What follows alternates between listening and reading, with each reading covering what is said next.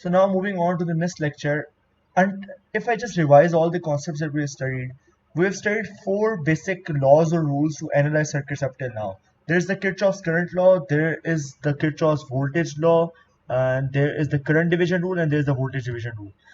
By what I mean by analyzing the circuit, I mean that it helps us to find all the currents and all the voltages in a circuit. Because if we know all the currents and all the voltages at all points of the circuit, that would mean we know what the circuit is actually doing, and it would help us in designing it too.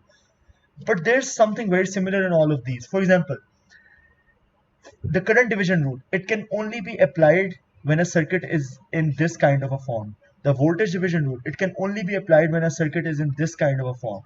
So the main problem is that these rules, they require the circuit to be manipulated in a certain type of form to be applied. You need to use the parallel and series configurations to actually bring the circuit into this form. Even though this isn't really a problem, because we know how to combine resistances in series and parallel, and we know how to combine sources in series and parallel too, but sometimes it becomes tiring, especially when the circuit is pretty large. So there comes a new rule, the nodal analysis. The nodal analysis can help us analyze the circuit or find all the voltages or the currents in the circuit just by applying mathematical formulas. So that would make stuff pretty much easy, as we see in the next step. So the main point behind nodal analysis is that these mathematical formulas or equations, they will help us find the voltage at all nodes of the circuit.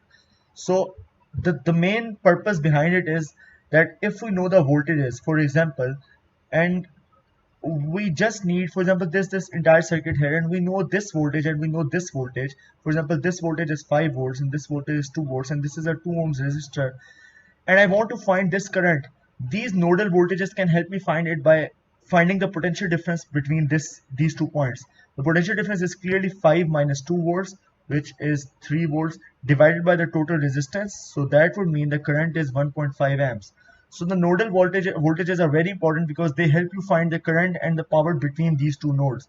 So if we can just find all the nodal voltages, that would mean we have analyzed the entire circuit. So now if we want to know how to apply the nodal analysis, let's look at the steps.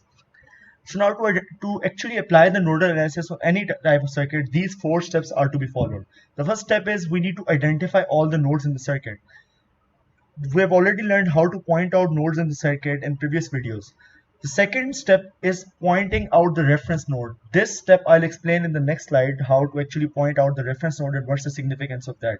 The third thing is we need to write the Kirchoff current law equation at all nodes except the reference node. Now this actually means that we need to write an equation for the algebraic sum of the currents entering that node. The fourth step is after we have gotten all the KCL equations for each node, we'll just solve the simultaneous equations and we'll get our nodal voltages. So now what's a reference node and why is this significant?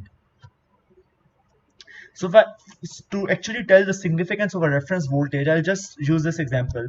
For example, if I have this circuit and I can clearly see that there are 4 nodes A, B, C, and D, and I write that the basically the voltage at B, the nodal voltage at B, the voltage at this node is 5 volts. Now, the problem is voltage is never just the energy. It is always the potential difference. It is the difference between a specific point and this other point. So normally in circuits, we have a ground to which we measure the voltage to. For example, we will connect our voltmeter, the device that is used to measure the voltage. One pin would be connected here and the other pin would be connected to the ground. And we know that the voltage at the ground is 0 volts. So whatever the difference between these two are, that is the voltage at point B. So in a normal circuit, there is no ground. So we actually need to specify whatever the ground is. So whenever we are applying the nodal analysis, we just take out one node out of all the nodes in the circuit and say that this is our reference node. And the point of the reference node would be that the voltage at the reference node would be 0 volts. And that is what we know. We can mark out any reference node and then we can start our analysis by writing out the KCL equations at all the other nodes. So this is why reference voltage is important. Now this really seems logical because even in mathematics, every number is always relative to 0. For example, if I say 3, that is 3 more than 0, and 3 is nothing just alone, you know. So this is why references are very important. So that is the significance of the reference voltage. Now let's take out all our steps and let's apply it on an actual circuit using nodal analysis. So now as an example, I have this circuit and I need to apply the nodal analysis to find out all the nodal voltages. So the first step was clearly that we need to mark out all the nodes in this circuit. So I'll just start off from the left side, and this is one node, I'll call it node A. This is my second node and I'll call it node B, and this is my third node and I'll call it node C.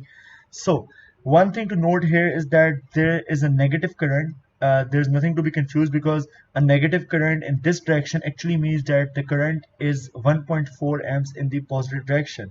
So because current is a vector. So now let's just forget that for a moment, and we've identified all the nodes. The second step was to identify the reference node. Now, as a rule of thumb, you should always take that node as a reference node that has the most branches connected to it. But by just looking at the whole circuit, I can clearly see that node C has the most branches connected to it, 1, 2, 3, and 4. So I'll just call node C as the reference node. So C is my reference here. So that would mean that VC is equal to 0.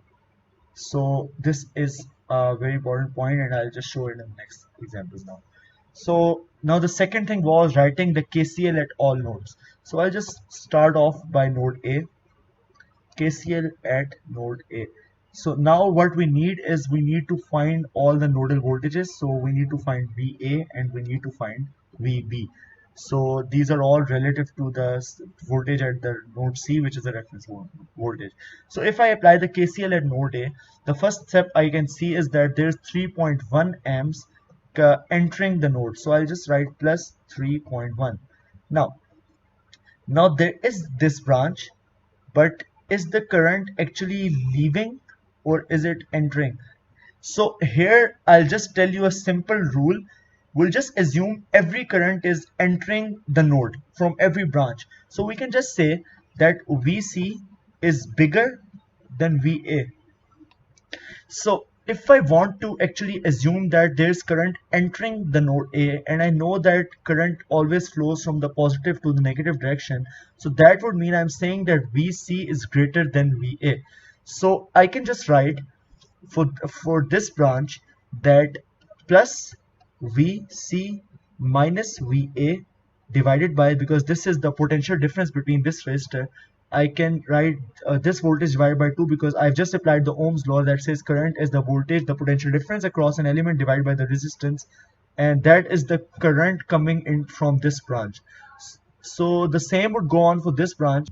I will actually assume that the current is flowing into my reference node, and so this would be a positive sign and this would be negative sign, because the current always flows from positive to negative.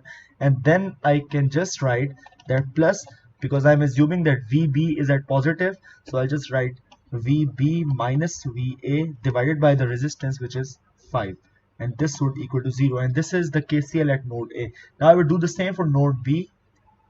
So now I would do the same for node B, and I'll write the KCL there. So I'll just start off from the left side. As I said, I'll always assume that the current is entering into the node. So from this branch, I'll assume that the current is flowing in this direction, entering the node B. So this would be positive and this would be negative. So I'll write VA minus VB divided by the resistance 5. And then I would do the same for this one, this second branch. The current would be flowing in this direction, so this will be positive, this would be negative. So I will write VC minus VB this time divided by 1, which is the resistance. And then I can see this, and the current minus 1.4 amps is leaving, so I'll write minus, and then whatever the current is, this is equal to 0. And so these are the two equations. Now one thing to remember very carefully is that when I was writing the KCL for node A, I assumed that this was the positive direction and this was a negative. And then when I was writing the same for node B, I switched signs, because the thing you always need to follow is, the convention you need to follow is that current would always be entering into your node. So if I'm considering node A, the current would be this one entering the node. If I'm considering node B, the current would instead be this one. So this is something to always remember. Just write the equation for the node in a way that the current is always entering it. So now I will just bring these two equations into a form which are easily understandable. So now finally I have these two equations, and clearly there are two equations and I have two unknowns, namely VA and VB. This 0, it actually comes from the point that VC is 0, as we took it as a reference point. So the reference voltage would always be 0. So now we have two equations and two unknowns, so we can just manipulate them in a way and solve them as simultaneous equations to find the voltages VA and VB. I'll just solve them and tell you the values. So now after solving the simultaneous equations, finally we have gotten these three voltages as our basically the nodal voltages. VA is 5 volts, VB is 2 volts, and VC is 0 volts. Now this actually solves everything we needed in the circuit. For example, let me just clean the circuit a bit. So now I clearly have the voltage A as 5 volts, so I just write this here.